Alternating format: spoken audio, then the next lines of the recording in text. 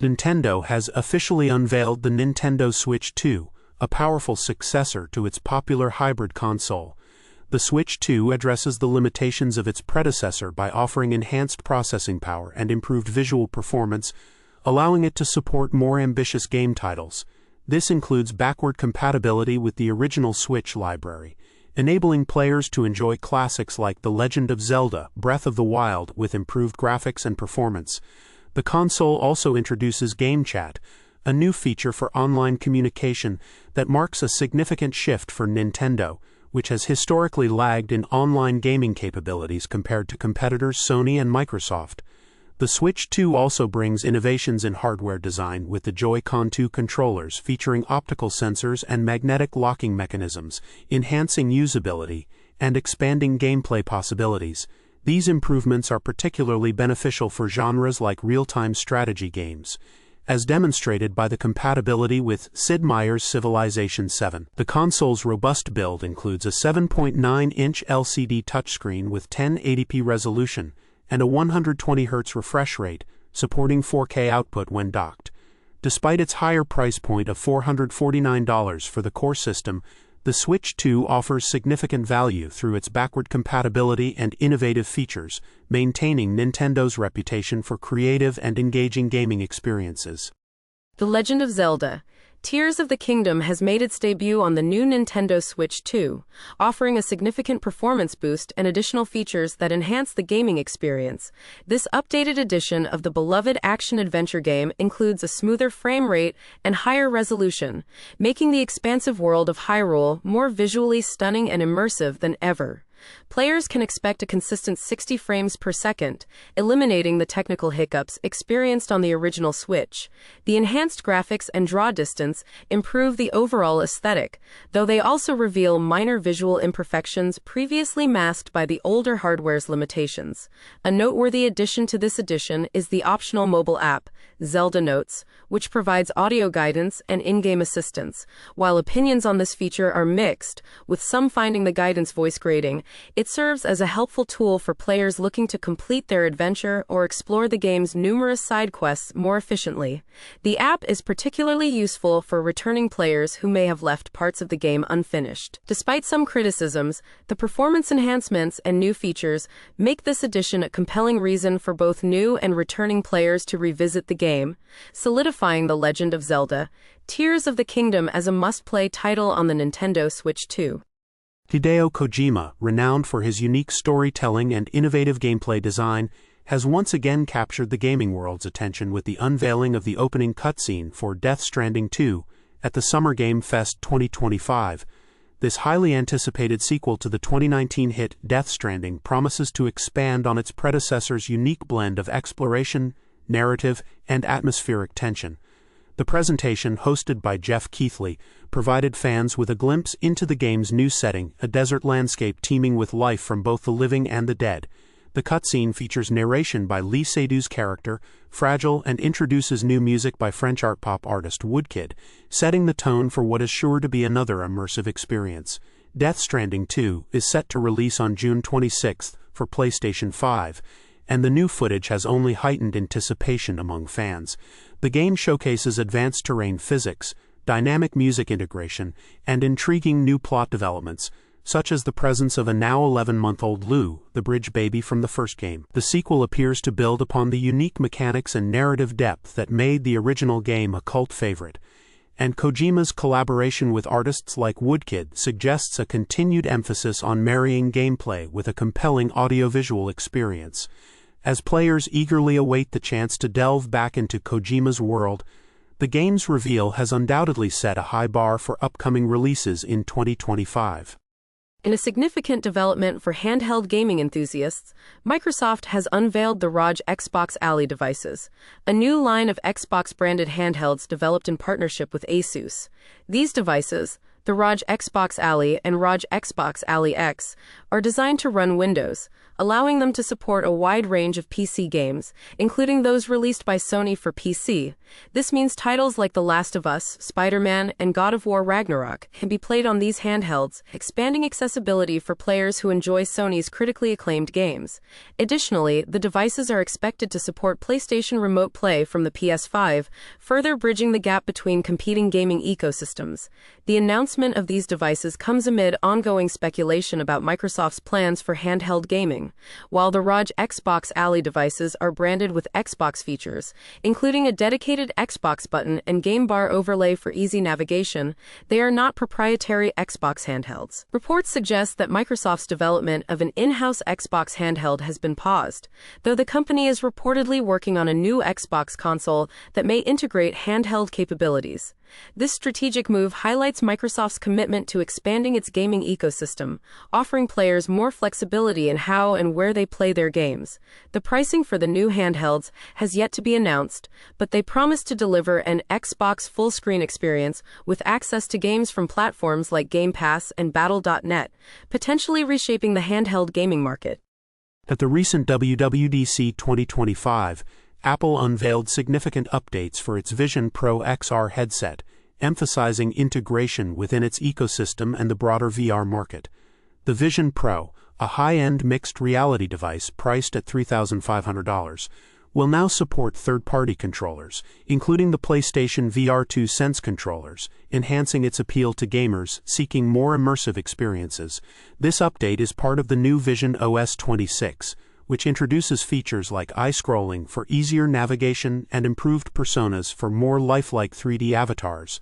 These enhancements aim to address previous criticisms of the headset's limited gaming capabilities and user interface. The inclusion of third-party controllers marks a pivotal shift for the Vision Pro, potentially broadening its game library and user base. With support for peripherals like the Logitech Pen, and compatibility with 180 and 360-degree content from companies like Insta360 and GoPro, Apple is positioning the Vision Pro as a versatile device for both passive and active content consumption. This move could lead to more VR game ports becoming available on the platform, offering users experiences akin to playing popular titles like Half-Life, Alyx, while Apple has yet to produce a first-party controller. Leveraging existing technology from established players like Sony could enhance the headset's functionality without the need for additional hardware development. The Nintendo Switch 2 has introduced HDR support for the first time in a Nintendo console, but users have found its HDR configuration somewhat perplexing. A crucial setting is hidden within the console's interface, which could significantly affect the HDR output quality. When setting up the console with an HDR-compatible display, users initially adjust the peak brightness, but might overlook an adjust brightness slider accessible by pressing Y. This slider is essential for setting the paper white point, a reference for other HDR settings, and failing to adjust it could result in overexposed images, losing detail in midtones and shadows. For optimal HDR performance, it's recommended to turn off or set dynamic tone mapping to HGIG on the display, ensuring the console handles the mapping. Additionally, users should configure HDR to activate only for supported games, rather than being on by default. These settings are crucial for gamers looking to maximize their visual experience on the Nintendo Switch 2, as improper configurations can lead to subpar image quality. This update highlights the importance of understanding and correctly setting up HDR features to enjoy the full capabilities of the console. Epic Games' Fortnite is rumored to be gearing up for a major crossover event with the iconic animated series, The Simpsons. According to a leak from renowned Fortnite leaker Hypex, players can expect a full-blown Simpsons-themed map to take over the game this November. This collaboration will reportedly feature a reload-sized map available for 1 month, with weekly updates enhancing the experience. The leak, sourced from other leakers like Lulo_World and Egyptian_leaker, suggests that the crossover will bring a host of new cosmetic items including skins, pickaxes, and emotes, possibly drawing inspiration from the beloved show and games like The Simpsons. Hit and Run. Fortnite, known for its extensive roster of collaborations with popular franchises, continues to expand its universe with this potential addition.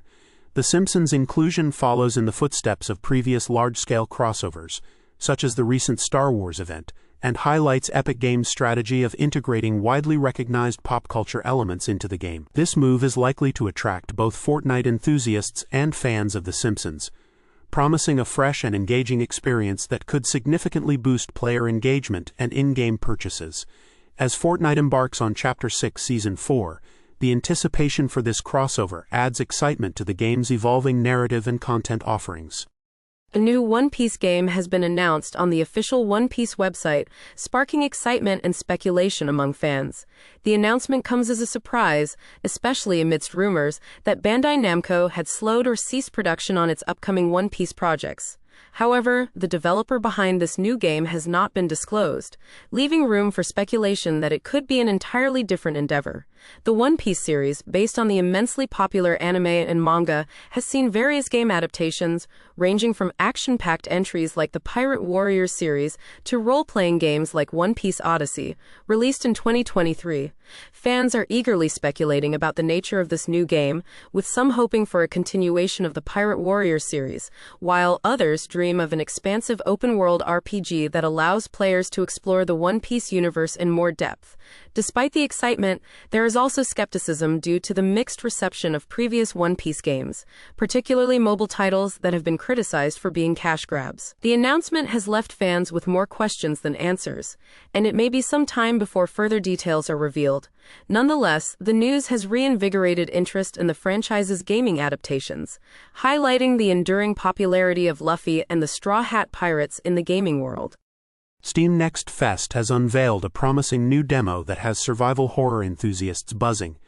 The game, titled Phase Zero, is drawing comparisons to classic Resident Evil titles like Resident Evil 2 and 3, Nemesis. Developed by Spina Studio, Phase Zero is described as a modern reimagining of the survival horror Golden Era classics, featuring pre-rendered backgrounds, fixed camera angles, and other hallmark elements of the genre. The demo has been well received for its nostalgic approach, capturing the essence of PS1-era horror games while incorporating modern quality-of-life improvements.